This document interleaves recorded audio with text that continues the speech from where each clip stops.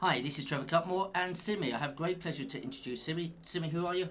I'm Simione Lew-For. I'm an ENT consultant, surgeon, and subspecialty is head and neck cancer.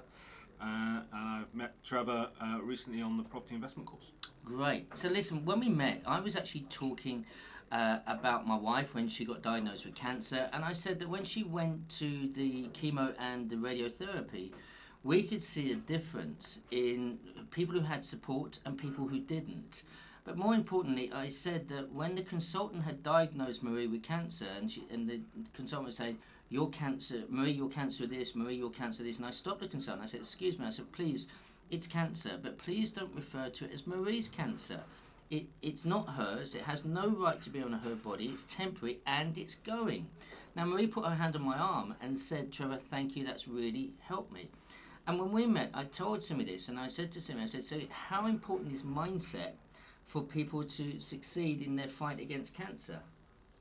I, the answer is not an easy one to come to, and there is difficult to get any decent data and scientific kind of data on this. But definitely, in my experience, 8 years being a consultant dealing with people with head and neck cancer, some of them surviving and some of them unfortunately not surviving, it is clear that the mindset, the psychology, whatever you might want to call it, is crucial in their journey and how they cope with the journey through treatment, which is extremely radical and extremely challenging, and also with the outcomes. I can't give you a paper that has looked into this, but definitely in my experience, it makes a big difference. People coming with the same disease at the same stage, that's behaving in the same way, will have different outcomes purely based on how they approach the treatment and whether some people don't want to survive. And their psychology is very different. They've had enough, and they will have a very quick and poor outcome to those who are fighters and have a very different psychology that they bring to the treatment plan. And it's interesting, and I don't think in medicine that we have good answers for that, but we know that it exists. Yeah. Well, look, why am I talking about this? Look, obviously it's a property journey, and for me, the journey is 90% about mindset. It never used to be, but it is. And some of the training I've been teaching yesterday and today was very much about even when you go into a property. Now, if you're just buying it, you don't need to make much connection rapport. But if you're going to do something a bit more creative, especially if you're going to do it on an option and work with the owner of the property, then you need to be upfront and ready. Now, we all have stuff going on, and the importance of taking control, having a reset button, and so you can get rid of the rubbish which is in our head and our heart, which actually causes a physical change to us. We carry burdens. People talk about their problems. They don't want to know your problems if you're going in to try and get a deal. So if you can reset yourself and go in very positive, very confident, it makes a huge difference to how they behave and they receive you. Because if you're walking in under a cloud, miserable and depressed, it's not a great way to get a successful property deal. Completely.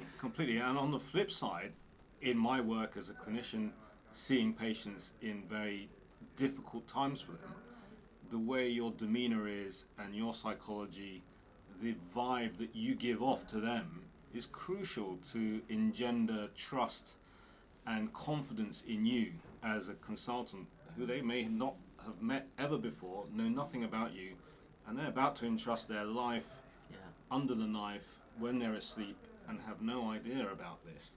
And that obviously is a very extreme example, but is a similar kind of relationship dynamic that you may have if you're meeting a vendor and discussing things that they have a lot of fear about, and you need to engender that confidence and trust in you in the same way. Definitely.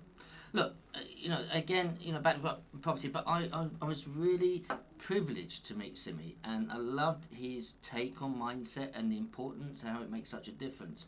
And I just thought it was a great input to have somebody of such high position in his profession to see the similarities and the importance of mindset to what you and I do and what he does as well.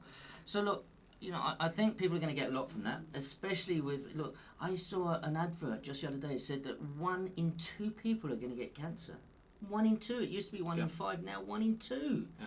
So, I lost my brother to cancer, and everyone, there's not a family out there who's not been touched with a friend or family. There's not. But to understand that mindset in our lives can make such a difference, I think is extremely powerful. And, there is some sort of link. I'd love to, if you ever find a study in the medical world where the mindset makes a positive, we know it does, it releases endorphins, etc.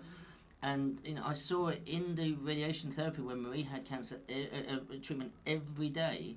We saw the people who came in, you could see in their body language, the way they dressed, the way they were down. The other people coming up said, well, it's hard, but we're going through it together. And that's what I was with Marie. Come on, Marie, you can do it. Yeah. And you can see that. And there has to be a change. So look, be encouraged with mindset. Try and learn a lot more. If I can recommend a couple of books, The Compound Effect, I love that. Really good. It made such a difference by Darren Hardy. Love that teaching about changing things, about getting it right. There's John C. Maxwell, The Difference Maker. Love that. About working on yourself. So, be slow to anger. And be slow to anger. Very good. Be grateful. These things. And there's a lot more. And I've got some mindset videos previously. You can go back and have a look at those.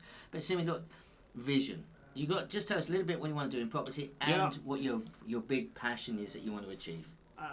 I'm not expecting to give up my job and do property full time, but I like the fact that you can have an income stream from it that is passive. My job is very active. If I'm not there, I don't get paid anything. And what I'd like to do is go and work in the third world and educate, most importantly, but also operate and work clinically for those people who are not as well advantaged as we are in our countries. And property is going to hopefully give me some passive income to allow me to take some time off from my daily work and go and do that. And if there's anyone out there who has a similar vision, then get in contact with me. What's your email? And I'll put it down. It's s.lewgor, that's Lewgor, @btinternet.com. Okay, I'll write that out so you got that. Please, drop him an email. Encourage him if you're some similar goal, similar vision. It's great. These things get birthed, and it's great to make a difference to other people. Simi, listen, it's an absolute privilege to know you, and I am completely impressed and in awe of your knowledge. It's superb. I want to thank you. Likewise. Bless you. It's been fun. Great. Listen, I wish you all the best in your journey. Remember, look, mindset can make a big difference to you, whether around your family or friends. Sometimes you have to change those people in order to work on yourself. But be encouraged. You can overcome. There is a way out. Bless you. I wish you all the best. Bye-bye.